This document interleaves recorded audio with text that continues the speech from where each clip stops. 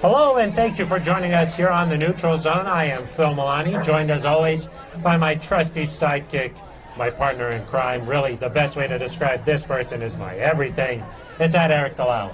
Phil, good to be with you. A little disappointing to be here for the first time following a Broncos loss, but still 3-1. All's not lost. We're gonna talk through it. We're gonna get you through it. I know you're feeling some pain. A lot to talk about here on this Monday. We're coming to you live on the Broncos YouTube page and also out here at Breckenridge Brewery's farmhouse in Littleton, right off of Santa Fe. We're here every Monday from 6 to 7 o'clock Mountain Time. We're used to breaking down Broncos wins, but now, for the first time this year, like you mentioned, Eric, a loss. The Broncos, a measuring stick type of game, I guess is the way we would describe it. Coming up way too short, I think, for most Broncos fans here. A 23-7 loss against the Ravens, and I would say any of the Broncos' three phases played well enough to win on Sunday. Yeah, that's definitely true, Phil. And then I think when you talk about Teddy Bridgewater going out too with a concussion, there's lasting repercussions here for certainly this week against Pittsburgh. Hopefully no longer than that, but the Broncos are going to have to fix some things pretty quickly here to get back on track and get a win. Yeah, we'll talk about the Broncos quarterback situation here moving forward. Obviously, Teddy Bridgewater exits, now in the concussion protocol. Drew Lock came in, and that's a tough situation for him to come into. Broncos offense just really couldn't do much of anything there in the second half. And then on the defensive side of the ball, didn't quite look like the same defense we saw from the week earlier against the Jets when they pitched the shutout. Well, no, definitely not. And I think some of that, of course, is Lamar Jackson and just the challenges he presents. When we get to the defense, Phil, I'll explain why maybe it's not quite as bad as people think. I think the lasting memory is that 49-yard pass to Hollywood Brown that he's reaching out for with no one even around him. But I think there was still some good to take from it.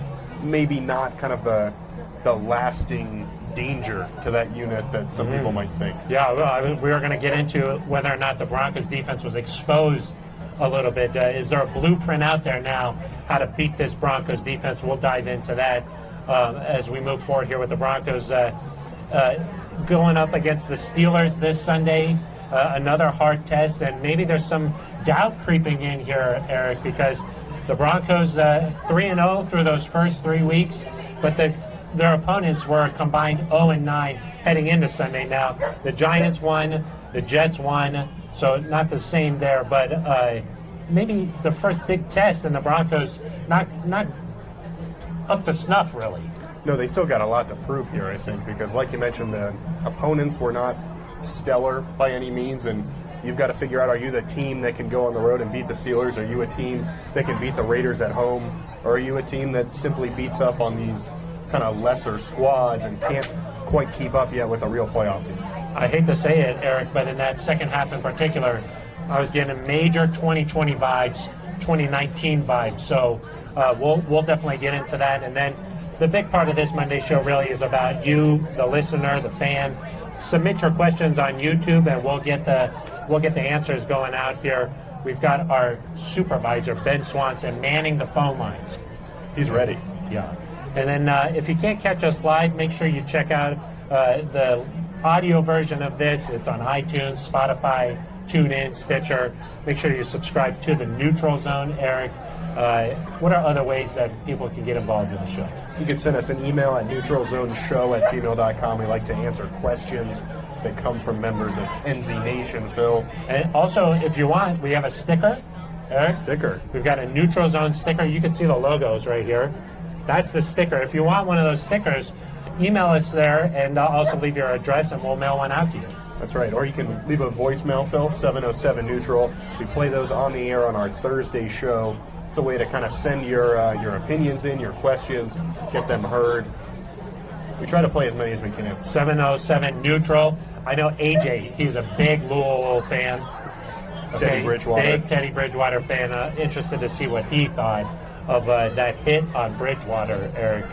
So those are all the ways you can get involved in the show. You can also talk to us directly on Twitter at Eric Delau with an A, at Phil Milani with a PH, non-traditional spellings. That's right. But hopefully people can figure that out. Yeah, exactly. Eric, the first topic I wanted to get into is Vic Fangio's comments here earlier on this Monday. He was not happy that the Ravens ran the ball on the final play of the game to try and tie an NFL record. They did that, getting 100 yards rushing. Vic Fangio not happy about it.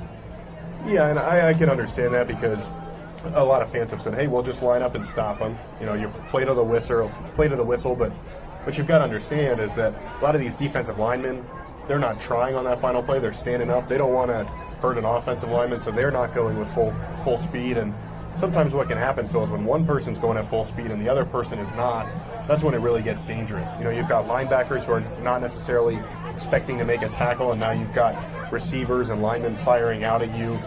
To me, that's where the issue comes in. I don't really mind from a sportsmanship standpoint. It's more about that injury risk of, hey, if you let someone know, or the offensive lineman say, hey, we're running a play here, and you're ready to go, that's one thing. But when everyone else is just kind of standing there and you fire off the ball, that's dangerous. But even from a sportsmanship perspective there, that record is tainted, in my opinion, now, just because, hey, the Broncos were not in a competitive position there to try and stop that play.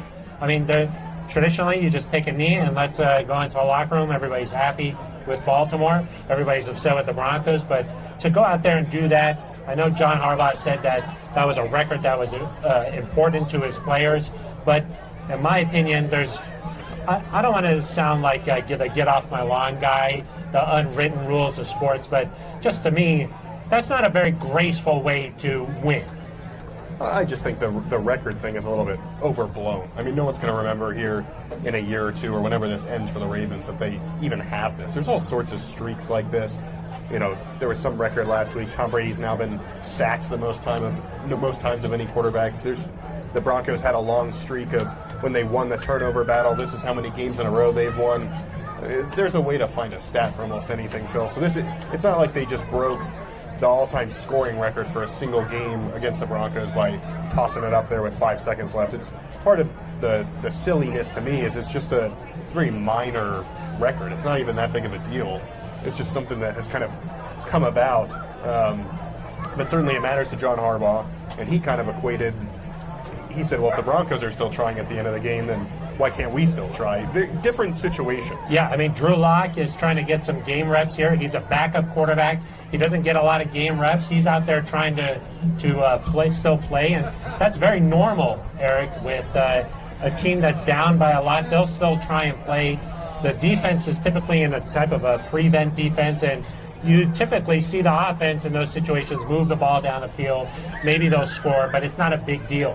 Do you know what I mean? So for John Harbaugh to really compare those two situations, that's like apples and bananas, apples and oranges. Well, apples and bananas, a common comparison there. Yeah, apples and oranges. I think especially based on when that drive started, still several minutes left in the game. If they had scored really quickly, maybe you get an onside kick and see what happens. Obviously, your final snap comes with 10 seconds left, so in all likelihood, nothing's going to happen, but you're not going to just take a knee at that point after working it all the way down to the end zone, so not necessarily an issue. But, Phil, to me, the whole thing, like, I liked Kareem Jackson's approach, which was, I don't really care about the run at the end of the game. I care about all the plays that came before that, and I understand Vic Fangio standing up for his guys, and I respect that. And I think for a head coach, that's good, but what you want a player to be focused on, Phil, is the rest of the game and making sure that you don't lose again. I think we got a Ravens fan here. Nick K says, lol, it's tainted because your squad wasn't ready. Nice try. Okay, Nick, it's because it's supposed to be a kneel-down situation. For example, if the Broncos just randomly decided to go full blast in that situation and blow up a kneel-down, I'm pretty sure Ravens fans would be upset. And they'd say, hey, there's still a play left. That's what we're trying to make a tackle there. That's not what you do, Eric. Nick's getting to you, huh? Nick, I love it. Bring some heat here. I like it, Nick. We should note this week that Ben Swanson is communicating with you directly. Straight onto my phone, so we're getting them faster. And we don't have to read his handwriting. Yeah, but you are still paying attention to me, which is important to note. I'm paying attention to you, Eric. One last thing I want to talk about with these comments here today, and then we can move on. Very interesting that Vic Fangio continued to talk about it and said not only did he feel like this, that he should have expected this, but he said that's what the Ravens are about. And that's particularly interesting because, as we know, Vic Fangio coached in Baltimore under Brian Billick and then 1 year under John Harbaugh. So they have a little bit of a history there. And then Vic Fangio also coached under John Harbaugh's brother, Jim, at Stanford. So there is some familiarity there. So for him to come out and make these comments publicly, it must have really been bothering him. Well, and I think John Harbaugh said today, I thought Vic and I were on good terms. We talked before the game, so he clearly wasn't expecting it. But I think something that this does, Phil, is all the negative attention that was focused on the Broncos players yesterday, now focused, not necessarily negative attention, but the attention is now on Vic. He's kind of taken all of this, put the narrative on himself. I think it's a little bit of a tactic. Oh, really? You think he's not just upset about it? No, I think he is upset, but I think part of it is, hey, let's stand up for my guys. Because you could see Shelby Harris in this 9 News video that they posted. Shelby was very upset as well. They got a lot of pride. And so I think it's partially that, but then I think it's also, hey, let's take the attention away from the guys, because there is a lot of, well, are the Broncos for real? Can they beat anybody? Today that was not the story, really, because now it's about Vic Fangio versus John Harbaugh. And Phil, we talked last week. You said, is Broncos-Ravens a rivalry? Now it is. Well, I always thought that it was. It was. There's a little bit of a gap. Yeah. Now it might be again. There's always, these teams that play pretty physical, there's always, a few things that happen over the course of the next several years. You don't forget about those things. To me, that playoff game where Shannon Sharp catches this bobbling pass, takes it all the way down the sideline, and, of course, the Ravens win. That's when Shannon was playing for Baltimore. That hurts, and you kind of remember that. Of course, you remember the playoff. We don't talk about that a few years back. But there's just always a little something there with the Ravens. And now I think this is definitely continuing on here. So definitely interesting. I will say Vic Fangio, an old school guy. He's a baseball kind of guy, and there's a lot of unwritten rules in baseball. And I think that not taking a knee there, that really cut to the core of it. It did. Yeah, he said 37 years of pro ball. He's never seen anything like it. I agree with him. I'm all for bat flipping and celebration and baseball and everything. I think that's important. I like to have fun with football. But in this particular situation, I'm not for it. You just take the knee and go into the locker room. That's what I think. So you're fired up. Yeah, I am fired up. Okay, we got a lot of comments here. Nick K responded, says, Broncos could have ran out the clock. They gave us the ball back. They did give the ball back. Yeah. They did give the ball back. Maybe That's you true. and Nick can chat Well, afterward. I bet you Drew was 10 seconds left. Let's just throw it up. It'll be the final play of the game. There happened to be a few seconds remaining there, and maybe he didn't calculate for that. Yeah, I don't know if he was throwing it up. I think he just Underthrew it. It was not a He good throw. underthrew it. Not a good throw there. Okay. We got a lot of questions coming in here on the hotline, on the YouTube. We are live on the Broncos YouTube page right now. From Metabale, any updates to the lengthening injury list, Eric? You're the injury boy. Let's get the answers. Well, good news on Pat Surtain, just day to day. Sounds like there's a chance he could play this weekend. Sounds like Dalton Reisner could come back and play this weekend. Vic said he's probably good to go. Kind of unclear yet if Ronald Darby is going to get back. I would think Mike Boone would be activated. Sounded like he was pretty close last week, so certainly some guys. Michael Ojemudia? No, not yet on Michael Ojemudia. No. Okay. What about Jerry Jeudy? Jerry Jeudy? Not yet, I don't think. Not yet. He's got to be out for 3 weeks. Is that right? Well, I think he can technically come back this week because he was injured the same game as Ronald Darby, but I don't think he's quite there in his recovery. Doesn't match up with the timeline we were given initially. So 6 weeks is what we were hearing. Yeah, about that. So, but the Broncos are starting to slowly get some people back. Obviously, the big story of the week, Phil, is will Teddy Bridgewater be able to play? He could do some limited practice as early as Thursday, I think. We'll have to kind of see how that develops, but we've seen guys go through the concussion protocol and play the same week. We'll talk more about it, but Denver's going to need him. Nick K has responded, Eric. God. He says, how can you compare a turnover battle record over an all-time rushing record? How dare I? I think the point is, nobody cares that you ran for 100 yards in a bunch of games in a row. Like a few years from now, nobody's going to care about that. Nick. Exactly. So was it worth it? Was it really worth it? Well, see, I think to them it probably is worth it because they think it's funny. They don't care. What if the Broncos play the Ravens in the playoffs? Oh, man, that would be sweet. Yeah, That would be sweet, Nick. I hope you're ready. Ravens fans are probably like, we would love to play the team we just beat by 16 points. That is true. That's true. Okay, he says here, like John Harbaugh said, he won't be given the insult a second of a thought. Much respect to the Broncos, though. I think you guys will bounce back next week. I bet you want us to bounce back next week because they play the Steelers. Nick, we need to have you call in on the voicemail line here. Nick's in your head a little bit. Nick, we want you on the voicemail line. Thanks for joining the Broncos Are there podcast. other questions? Well, let me just ask you this. What do you think about a Ravens fan coming in here crashing a Broncos podcast? I like that. Are we talking about Nick? You're thinking about the insult here, huh? Oh, we got some Ravens fans here. What is happening? What is So going what on? happens? You lose one game, Phil. Let's move on here. Ricky, I'm going to paraphrase because I don't think I should read the whole question here, but he says the blitz did not show up for the Broncos, and then on the offensive side of the ball, he wasn't too happy with Pat Shurmur. This is from Ricky. Is that paraphrased? I'll just paraphrase the language. Yeah. Ricky, thank you for the question there. Well, I think the blitz actually worked okay. The Broncos were not getting there with 4 at all, and they really weren't trying to even get to Lamar. Vaughn talked about that after the game. You don't know if you're supposed to rush the quarterback, if you're supposed to contain the quarterback. They had to kind of go to some more blitzes there toward the end of the second quarter, and it worked. Caden Stearns got home a couple of times. Vaughn and McTelvin Agim got home once. So, and Phil, when we get to the defense, we'll talk about it, but that kind of led to some more success in the second half. So I would argue that the blitz actually did work for Denver. Probably just had to do it a little more than they wanted to, and that makes you susceptible down the field. Now with Pat Shurmur, that's a big question. Did they go away from the run too early? Vic talked about, hey, this is dried up. It wasn't quite as easy to run the ball from the first quarter on. And if you look at the stats, Phil, in the second half, started with a 6-yard run from Melvin Gordon, didn't run the ball again on that drive. Then have a 10-yard run from Javonte on the next drive, run it one more time, don't pick up any yards, don't run it again in that quarter, I believe. So to me, you abandoned it a little bit too early. That's a fair question to ask. Vic Fangio's talked about it already. Some of these screen plays, Phil, I think it was interesting what Noah Fant said today, which was they're still trying to figure out the best way.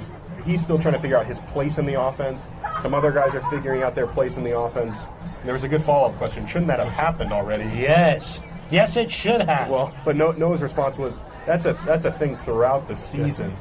As different teams adjust to you, you have to figure out where you fit.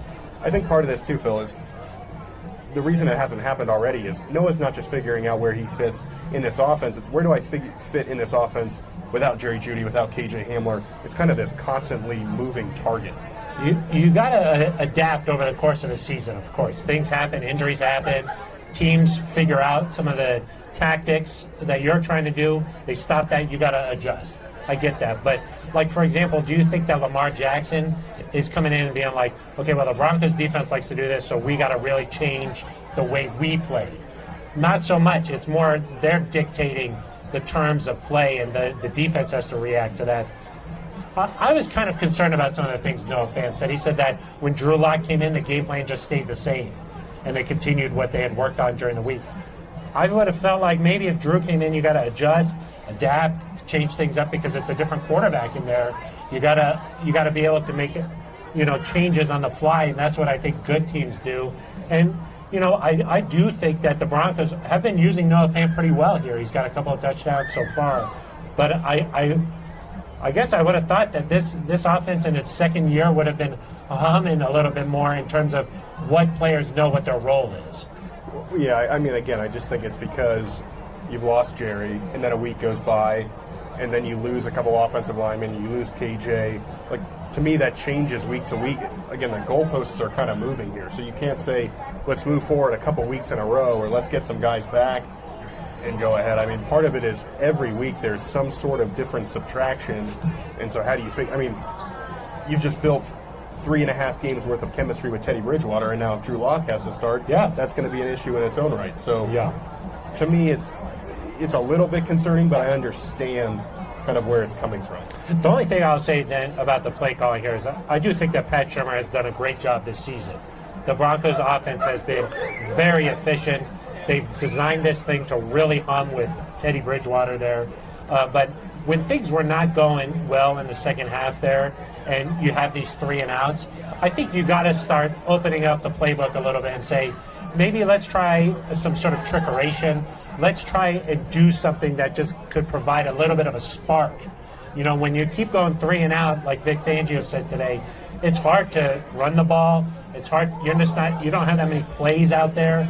Maybe just something to provide a spark that could turn the momentum, because I do think that this game was pretty evenly played until that deep shot to Hollywood Brown, and then the momentum 100% flipped. The Ravens then had scored on back-to-back drives, and plays like that really can change the outcome of games. I would have liked to see maybe some sort of trickeration, some sort of reverse, some sort of flea flicker, something to just give a spark. Well, I mean, I do want to say after the Hollywood Brown touchdown, they go 12-yard completion at Cortland Sutton, another 10-plus yard completion to Noah Fant. They're at midfield there before you know it. Just kind of a negative play. Then you run a kind of a bubble screen to Cortland Sutton. He gets tackled on 3rd and 10, short of the line to gain. That really didn't love that call in particular, but I think in the second half with Drew, there were some passes that should have been pretty easy that were just not accurate. Yep. Throwing the ball down the field, continues to have the issue with the deep ball where he's not getting loft under it. It's kind of on a line and has not been able to connect with Cortland Sutton there. And then it's just held the ball for a long time on certain plays. Obviously took, I think, 3 sacks, if I'm remembering correctly. Drew took 3. Teddy had 2. Coming into this game, the Ravens had 5 sacks. They had 5 just yesterday. Yeah. I think you felt the effects of not having Carlton Reisner and Graham Glasgow. Well, but across the board, I mean, Garrett Bowles did not play well. Yeah. He said that. Vic Fangio said Garrett's got to play better, especially coming up. I mean, he could face T.J. Watt this weekend. You've got Myles Garrett on the schedule in a couple weeks. Max Crosby's playing really well for the Raiders. Garrett Bowles has to pick it up a little bit. And then you talk about, on the other side, Bobby Massey.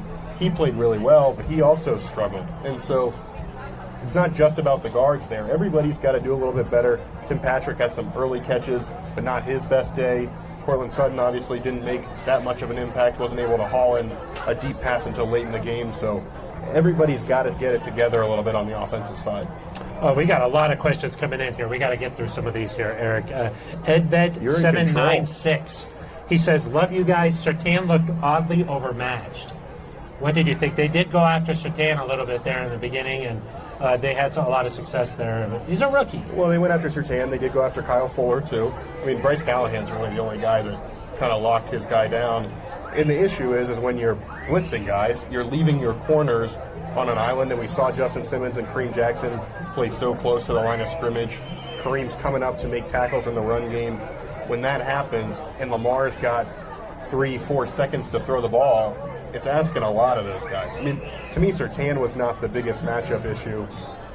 Mark Andrews on Justin Simmons on the Ravens' first touchdown drive, they got him a couple of times, and the Broncos are going to have to figure that out, because without Ronald Darby, you can't have Pat Surtain on the tight end, but they're going to have to figure out how do we stop those guys, because Darren Waller in 2 weeks is going to be an issue if you don't figure that out. There's a lot of playmakers in this league, and there's going to be success. I think it's just about trying to minimize the blows, and the Broncos just not able to do that against the Ravens. Here we go. We got prospecting with difficulties.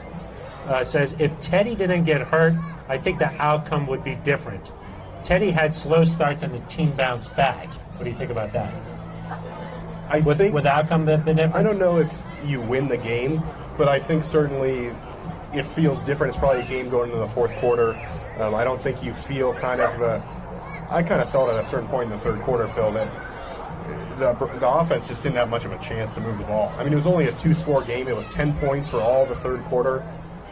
And there just wasn't a lot of hope that you were going to be able to put a drive together, because every time you had a positive play, Drew was sacked, or there was an incompletion on first down, or you have a negative run, on the few occasions that they did run it. So to me, with Teddy, you saw during training camp, I thought, when he had a bad period, he would come back the next time and play a lot better. He would complete passes. You saw that even a little bit. I know the end of half possession wasn't great. They're backed up at like the 10-yard line, but he bounced back from 3 straight punts, leads a touchdown drive, got out to midfield on the ensuing drive. So to me, there were some signs that you were starting to figure things out. Would you have won? I don't know if the defense buckled down the way it did, and the Ravens weren't. I mean, we have kind of differing opinions where the Ravens going full speed there. I think in the fourth quarter, it's fair to say they definitely took the foot off the gas. But in the third quarter, if it was a tie game, how differently would things have gone? You're saying that you thought the Broncos, we were talking in the office a little earlier, kind of a heated discussion earlier. You were saying that 23 points, that was okay for the Broncos defense. If you give up 23 points against Lamar Jackson, you should probably be in that game. I was saying that just with the way the game was going, the Ravens really didn't need to push it too much. They could have just sort of just let the game run its course. Yeah, and I don't know, up only 10 in the third quarter if that's happening. Maybe in the fourth quarter. I think in the fourth quarter they had like a 9-minute drive or something crazy like that. Yeah, they certainly moved the ball there. Just a nice long game ender type of. They didn't end the game about 6.5 minutes. 6.5. It felt like 20. Yeah. Okay, Eric. Here, let's keep going. Nick K says, "Haha, you guys are funny." Thank you very much. Pedro Ambrose says, "We controlled their running game. We didn't contain their passing." Lamar Jackson, 316 yards passing. I would have bet a lot of money that wouldn't have happened headed into that game, and it did. Well, and the Broncos decided they weren't going to let the Ravens control time of possession. They weren't going to let Lamar beat him with his feet. There were only really, that I can think of, 2 third downs, and one of them was critical on a scoring drive for the Ravens where it's third down and Lamar kind of escapes pressure and picks up the first down. That happened a couple of times, never really to kind of the back-breaking extent. So they clearly thought, hey, our secondary is good enough to match up with them. Wasn't the case. He found time to make those plays. It would have been interesting to me if Bradley Chubb was healthy. Could you have gotten there with 4 guys? Jonathan Cooper lost the edge a couple times, certainly on the first touchdown run, wasn't able to set the edge. So with a healthy defense, I wonder what that could have looked like, but the Ravens were missing guys too, so hard to make that excuse. Yeah, I don't think injuries, you could make an excuse against this Ravens team. I think they had like 17 players on IR, the most in the NFL heading into that game. So, yeah, they certainly had that tactic coming into it to stop the run. The Ravens, the top rushing attack in the NFL, but Lamar showed that he might be the most dangerous weapon in the NFL. I know Patrick Mahomes has done that in the past, but going up against this guy, Vic Fangio said it. He said they play offense unlike any other team in the NFL. That's hard to defend every week. So, another comment here from KMH. Do you guys ever drink at this brewery? Those 15 packs still look full. Please play a drinking game against each other. I will say these are empty. Eric, after Vic Fangio made his comments this morning, came over here and just cleaned them up. I on the other hand, like to nurse this a nice Oktoberfest here, Eric. It's October now. I don't know if you knew that. I did know that. Yeah, it's autumnal beer here. Broncos undefeated in September. October not off to a good start. Winless in October. That's true. Yeah. But we are out here at Breckenridge Brewery's farmhouse, looking to make it a farm home. We're in Littleton, right off of Santa Fe. You know what the street is called when you turn in here? Brewery Drive or something. I think it's Brewery Lane. Oh, even better. Brewery Lane. That's a nice street. I will say to that comment, at some point after a win, Phil, we would do a cheers of the game to the players that played very well. Maybe a slight cheers to Javonte Williams for his 31-yard run. Yeah. I mean, this guy is like Ben Swanson size, our supervisor over here, and he had Marlon Humphrey on his back, who's close to your size. I think Marlon Humphrey, he was looking to go down the field a little bit, didn't want to run himself down the field. He just got on, took it for a ride. He definitely went for a ride. So Javonte, one of the better ones I've seen in the NFL for a while. And Vic Fangio continues to praise him, unlike any rookie I've ever seen him praise. So, except for Pat Surtain in training camp. KMH follows that up with, if you guys replaced Vic for 1 week, what would you do differently? What would you do differently? That's interesting. Do you want to start? The one thing I would just say is that I think sometimes Vic after being in the league for 30 plus years, almost 40 years, from a defensive perspective, I think he tends to view things through that lens, which is perfectly natural. The Broncos win a lot of games playing good defense here. But I would maybe look to be a little bit more attacking. Vic had that success in week 1 where he was very aggressive, went for fourth down a lot. Yesterday, I felt like, especially right before halftime, really was just sort of slow playing things, wanted to get to the locker room a little bit there. Maybe just sort of a more aggressive mindset, I would say. Yeah, and certainly you're talking less about offensively there. You're talking defensively with some timeouts because use a timeout is what I thought maybe I would have done. Offensively, there were not fourth downs to go for yesterday. I'm just saying in general, and a more aggressive mindset to try and put up more points. Yeah. I think I would say when you see the success that some of these 2 and 3 tight end sets have had, this is less for Vic, more just for the offense as a whole. When you see the success those have had with Eric Sauber, Noah Fant, Albert O, I would ride that a little bit more, especially when Jerry Jeudy's not out here and your third wide receiver is a Kendall Hinton or a David Moore or a Deontay Spencer when he was healthy. I mean, that's nothing against those guys, but I just think pound for pound, Albert O is probably a better option to have out there, and so we'd try to roll with that a little more. Okay, moving on here. Eric Turvin must have missed the beginning of the show here, but any news on Jerry Jeudy? Any news? Not yet, really. Still waiting on that. Yeah, still waiting. We did see a glimpse of him rolling around the facility last week. He was on one of those little scooter things where your leg is up, the other leg's pushing it. But yeah, he's technically able to come off of IR this week, but not quite physically ready to do that.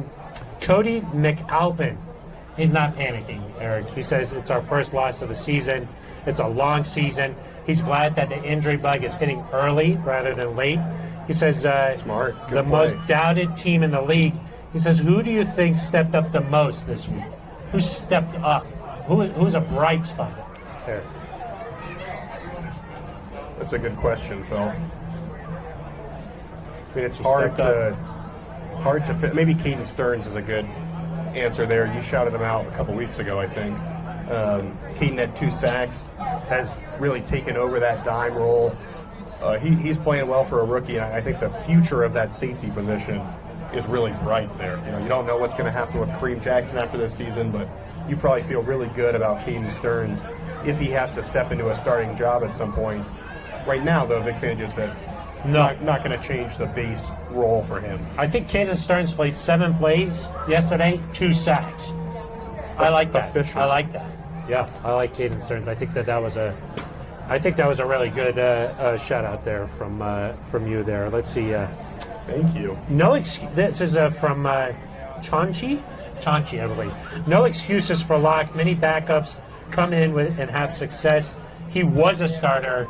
It doesn't seem like he had much success yesterday. Yeah, let's talk about Drew for a second. Okay. Because I was expecting more from him. You know, he got up there on the podium. He was very humble, very humbled after training camp, after losing the job in the preseason. Said, I'm going to be ready when this team needs me. I'm going to be set to go. And quite frankly, Phil, he wasn't. He was not ready to go. And he talked about that after the game. He basically admitted, I'm still learning to be a backup quarterback. I'm still learning all the little details. You don't quite know what the motions are or what the certain plays are because you don't get the reps. Well, you got to figure out a way to do that. You got to be ready to come in. I don't think people expect the world of you when you're a backup quarterback, and there can be some mistakes that are made.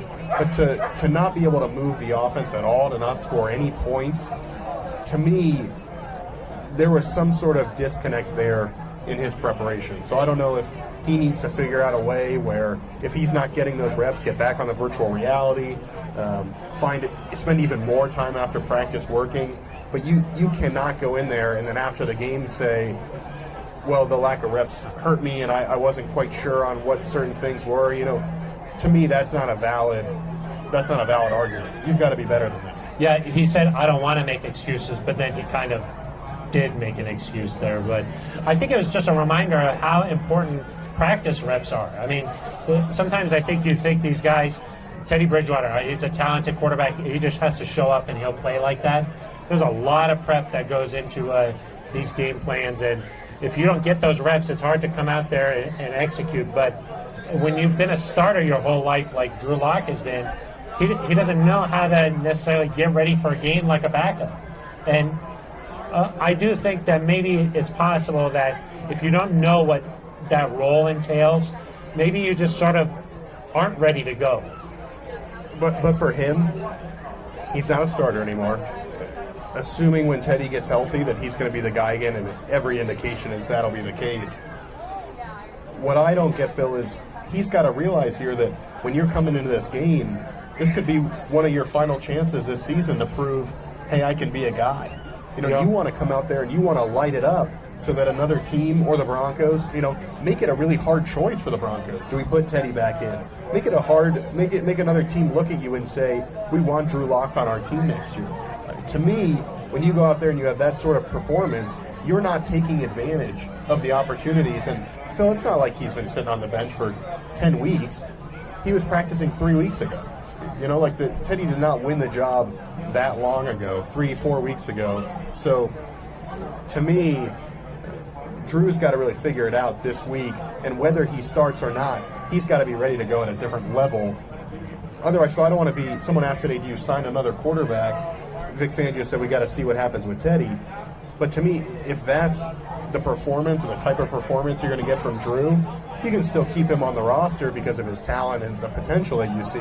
But you might need someone who's more game ready to go in and play, because that you cannot have that where you just don't have a chance to move the ball, or you don't have a chance to, like, say the Broncos were up 10 in that game and you just needed Drew Lock to finish that game off, he wouldn't have been able to do it. Yep. And so that, to me, you really got to figure that out here, because if Teddy has to miss more time, you can't afford to just have it be, here's a loss. And I think that a lot of people were expecting, maybe when Teddy went out, hey, Drew he's been a starter in this league. There's not going to be a big drop-off. We heard so much about this quarterback competition. Well, I think that after yesterday, people were saying that was a competition, because, it didn't look like Drew was even in the same class as Teddy Bridgewater when he came in yesterday. But I know Drew Lock, he's going to attack this week hard. He's going to try and put this in the past and really come out. And if he has to play against Pittsburgh, I think that we're going to see a different Drew Lock, a guy who's had all the reps this week. He's ready to go, and I think we'll see a different player coming up against Pittsburgh. I hope so. KMH says he thinks that we should take a drink every time a commenter here complains about Drew Lock. We would not be able to finish the show. We don't have enough. We would not be able to finish the show. Eric's already had 30. It was interesting to see, because going into the season, people were like, oh, Drew should have won. Drew should have been the guy. They were hating on Teddy. The responses when Drew went in, and you're getting the live feedback on Twitter, people have turned completely. Yep. Got the Itch says the Broncos didn't have. Serious. It does. You should see a doctor for that. The Broncos didn't have any fight yesterday. They got punched in the mouth, and then they just took it. He also said that Justin Simmons did not look great. We saw Mark Andrews had a deep play down the field on Justin Simmons. Simmons got beat on a couple of other plays. It was a tough day all around. Now, I sort of agree. I thought maybe this Broncos team would have more fight, but it's hard when your emotional leader, Teddy Bridgewater, leads the game. He's not just a starting quarterback, but he's a guy who gives you confidence all across the board. And I think one thing that we've talked about, Eric, is that there's been a different feel around the facility this year. There's been a different energy. Of course, going 3-0 makes that difference. But also, I think that Teddy brings a different element where guys are buying in, they're feeling good. When he goes out and the Ravens are having success, it's hard to have that fight. Yeah, and I think that when Jerry Jeudy goes out, I thought, well, Teddy's still playing well. When you lose a couple offensive linemen, I think, okay, Teddy's still doing well. You're going to be okay. When Teddy goes out, you're right, Phil, there's this sense that they've lost kind of the backbone of this team. They've lost their captain. They've lost their leader. That's hard to come back from. I do think the fight element, especially in the first half, I don't know if the offense, after that big play to Hollywood Brown, like I said, they start to drive the ball down the field. They have a negative play and then a third down play call. It's maybe a little odd to me, kind of sets you back. Then you have one more possession where Deontay Spencer gets drilled, should have been a penalty. Teddy Bridgewater gets drilled, should have been a penalty. That's not a lack of fight to me. And then defensively, and I want to talk about this a little bit, Phil, is they give up the touchdown drive where Mark Andrews has those 2 catches. They give up the big catch to Marquise Brown that we've kind of heard now that Justin Simmons and Kareem Jackson weren't on the same page. Sounded like Justin Simmons expected some help from Kareem on the post there, didn't get it. But after that, there was a chance there where I think they could have given in because you punt the ball, the Ravens return it all the way to the Broncos, 26-yard line before halftime, and you're thinking, man, they can go up 21-7 here, and this game can be 14 points. Ravens get the ball back. I think this could be over. So I think the fact that they held them there and then hold them scoreless throughout the entire third quarter, despite the fact that if you're the defense, and you see the offense isn't really moving the ball. That's where in the past we've kind of seen them maybe give in a little bit. That's what happened last year against Buffalo, for example.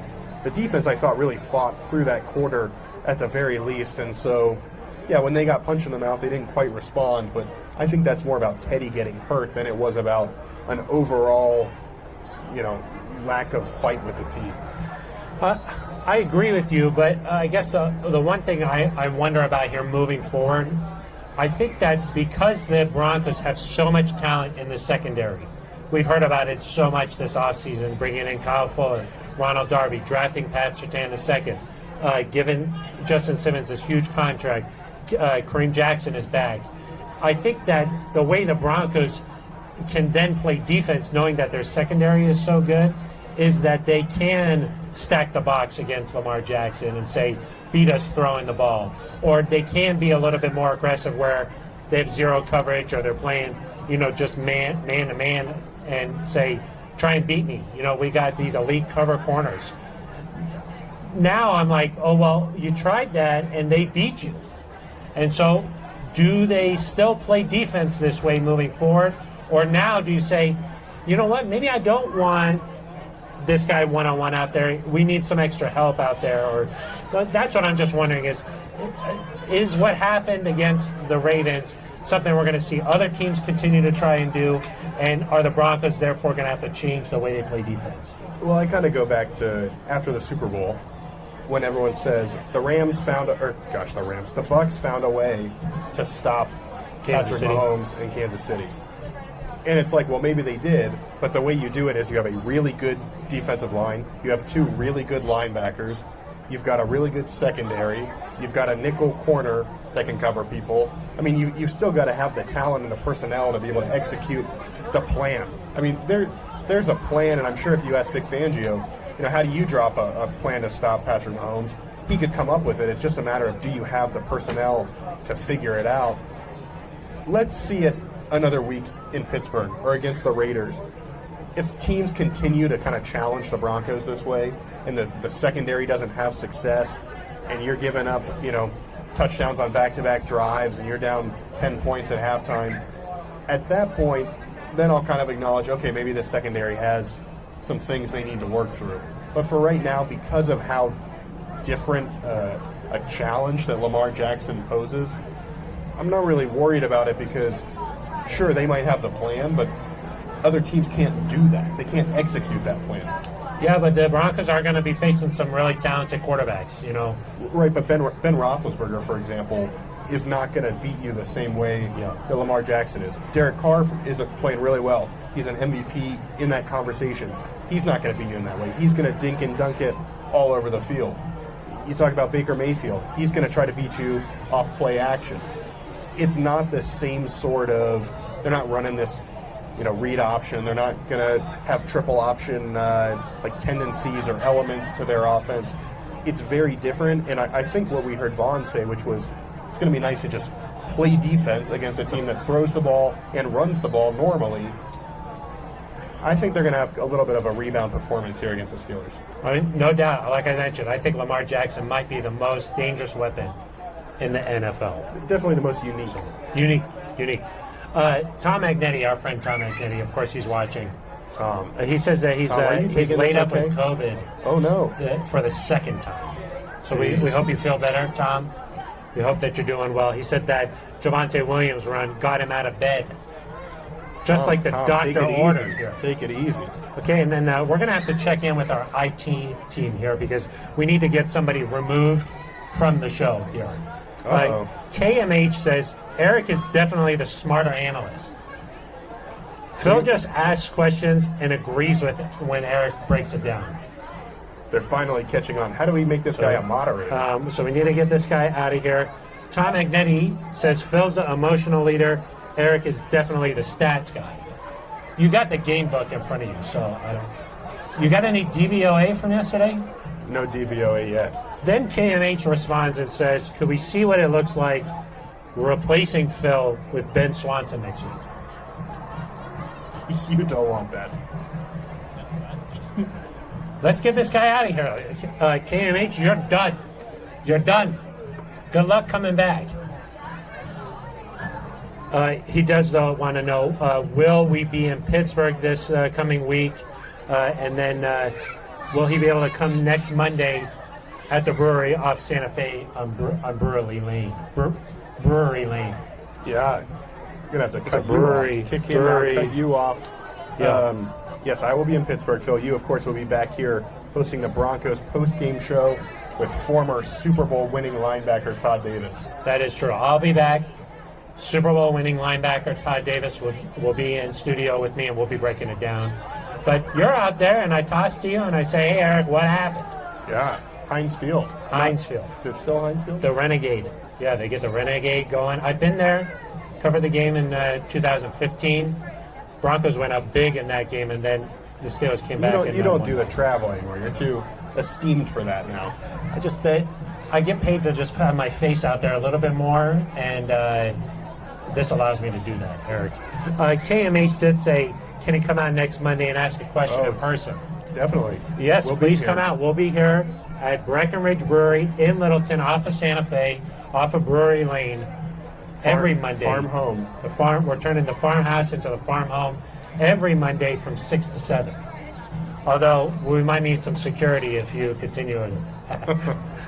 Roy Burton does a lot of CrossFit and is not afraid to take somebody Roy out. Burton does CrossFit every single morning and posts videos on Instagram, and it is legit. Not today though. Okay, Instagram. a couple more questions here. We got about 12 minutes left in the show here. Are you more Who's concerned? counting? Are you more concerned with the offense or defense after this Ravens game? And I only say 12 minutes is because the sun is going down. You can probably barely see us still. I think Ben Swanson ran off to try to find some lights.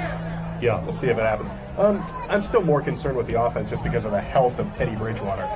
The Steelers are going to do some similar things next week to what the Ravens did in terms of sending pressure. I will say, Phil, the Broncos did not handle it well when the Ravens just sent 4. So first of all, they got to figure that out, just regular pass protection to be a little bit better. But Drew Lock, we know, has struggled against the blitz. He's struggled with some of those quick decisions. So if he's in there, that's going to be a really tough matchup, and you might need the defense to hold Pittsburgh under 14 points in order to get a win.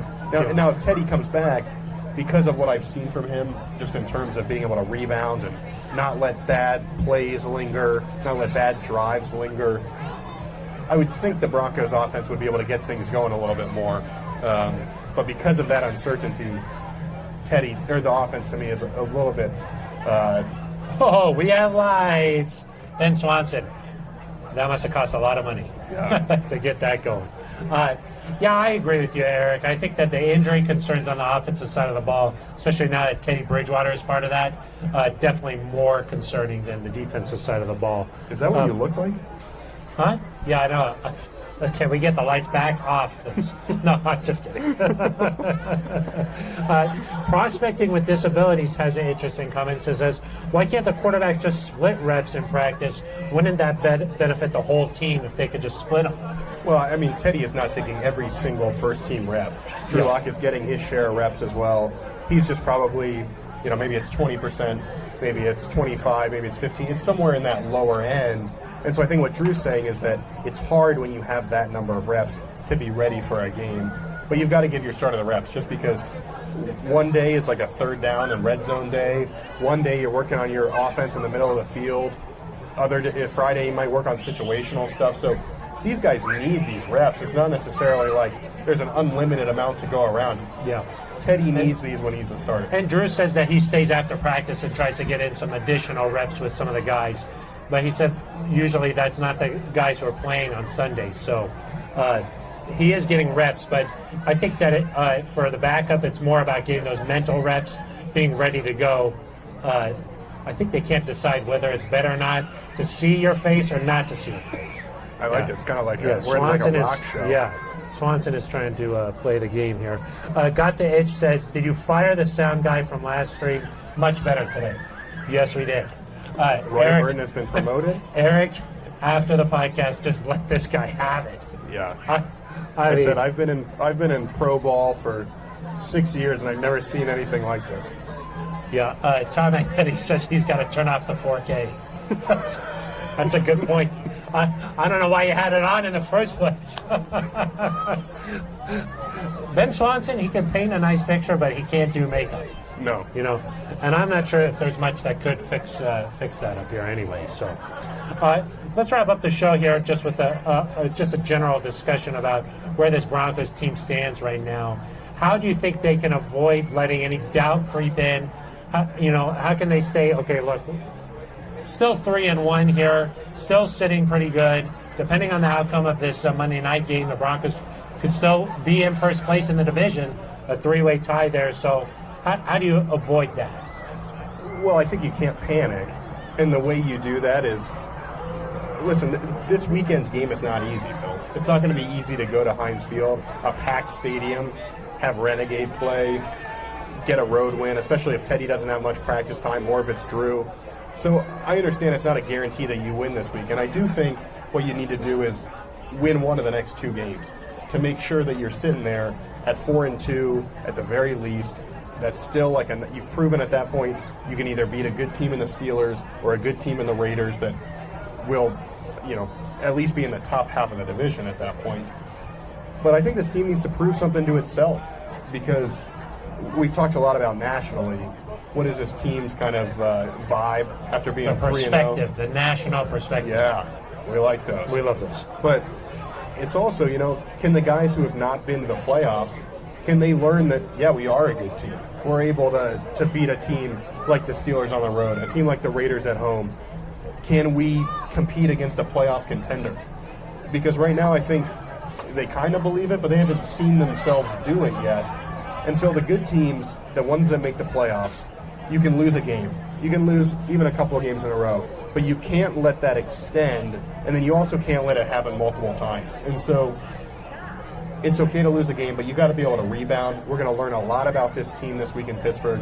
I would not panic yet. Even with a loss, I wouldn't completely panic, but obviously it'll go up a little bit with a loss. But I think the Ravens offense does so much that's different than everybody else.